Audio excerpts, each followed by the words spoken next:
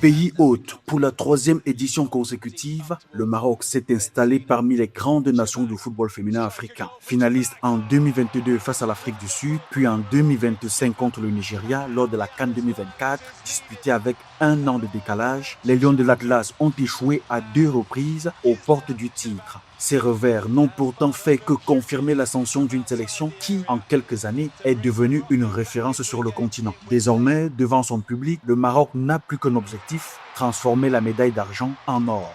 Le président de la fédération nous le dit chaque fois aux entraînements.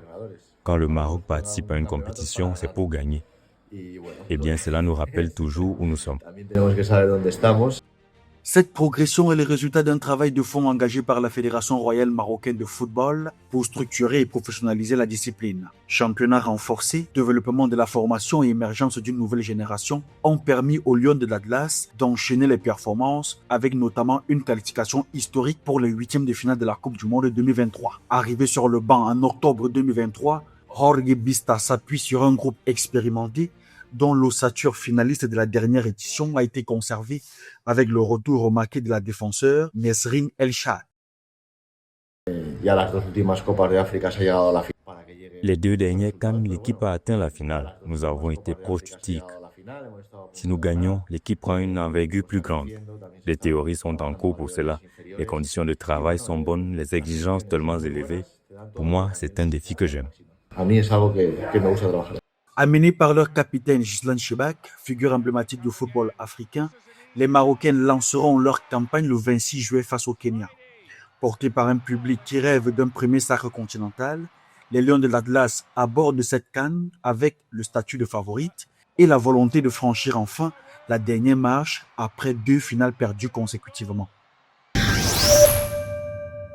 10 ans après sa seule participation à la phase finale de la Coupe d'Afrique des Nations féminines, le Kenya retrouve la compétition avec de nouvelles ambitions. Les Harambee Starlets ont validé leur billet grâce à une campagne qualificative maîtrisée et arrivent au Maroc avec la volonté de démontrer qu'elles ne seront pas de simples outsiders. Placées dans le groupe A, elles ouvriront leur tournoi face au pays hôte, le Maroc, avant d'affronter le Sénégal puis l'Algérie. Pour la sélectionneuse Beldine Odemba, ce retour sur la scène continentale doit avant tout confirmer les progrès accomplis ces dernières années. Nous allons être compétitifs. Je crois que nous avons énormément progressé en tant qu'équipe au fil des années. Nous affronterons les meilleures équipes du continent, mais je suis convaincu que nous pouvons rivaliser avec elles. J'ai une confiance totale en mes joueuses. Le football féminin kenyan s'appuie aujourd'hui sur un groupe plus expérimenté, enrichi par des joueuses évoluant à l'étranger et par une nouvelle génération issue des sélections de jeunes. Après plusieurs stages et des matchs de préparation face à des adversaires relevés, le staff estime son équipe prête à relever le défi. Malgré un groupe relevé, Odemba voit cette phase de poule comme une opportunité de mesurer les progrès de sa sélection et d'envoyer un message aux grandes nations du continent. Ce n'est certainement pas un groupe faible, mais si notre objectif est de nous qualifier un jour pour la Coupe du Monde, nous devons être prêts à affronter et à battre les meilleures équipes. Ces matchs seront un vrai test, mais aussi une occasion de montrer à l'Afrique que nous sommes prêts à rivaliser au plus haut niveau.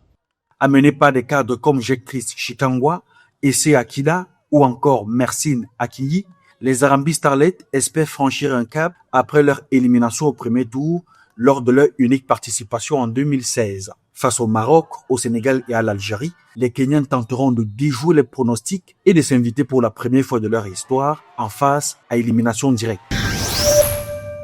Le Maroc n'a plus qu'un objectif, aller chercher le premier titre continental de son histoire à la CAN féminine. Battues en finale en 2022 puis en 2024, les joueuses de Jorge Bilda abordent cette édition avec l'expérience des grands rendez-vous, le soutien de leur public, une génération qui a déjà prouvé sa valeur sur la scène africaine et mondiale. Derrière elle, le Sénégal entend franchir un nouveau cap.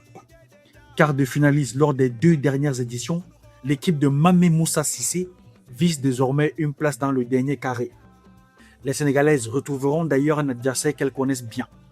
Lors de la CAN 2025, elles avaient déjà croisé le Maroc en phase de groupe et s'étaient inclinées 1-0, un résultat qui avait envoyé les Marocaines en quart de finale. Avec toute l'équipe, nous travaillons et nous nous entraînons toujours ensemble. L'ambiance est très bonne ici. Le plus important reste la CAN et nous allons nous battre pour cette compétition. Inch'Allah, nous allons rendre heureux tous les Marocains.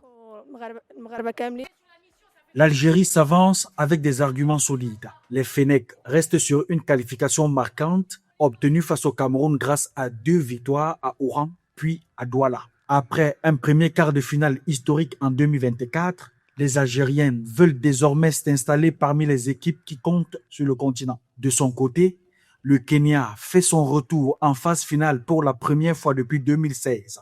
Les Harambee Starlets ont gagné leur bien en éliminant la Tunisie puis la Gambie et comptent sur leur discipline collective pour rivaliser avec les équipes plus expérimentées. Nous ne jouons pas seulement pour la CAN, nous voulons aussi nous battre pour une qualification à la Coupe du Monde. Si nous atteignons les demi-finales, nous aurons une chance de décrocher notre qualification pour le mondial. Si le Maroc semble avoir les cartes en main pour terminer en tête du groupe, la lutte pour les autres places qualificatives s'annonce ouverte. Le Kenya, sans pression particulière, peut aussi redistribuer les cartes en prenant des points là où on l'attend le moins. Le duel entre le Sénégal et l'Algérie pourrait peser lourd dans la course au quart de finale, tandis que le Maroc devra confirmer son statut dès son entrée en lice pour éviter toute mauvaise surprise devant son public.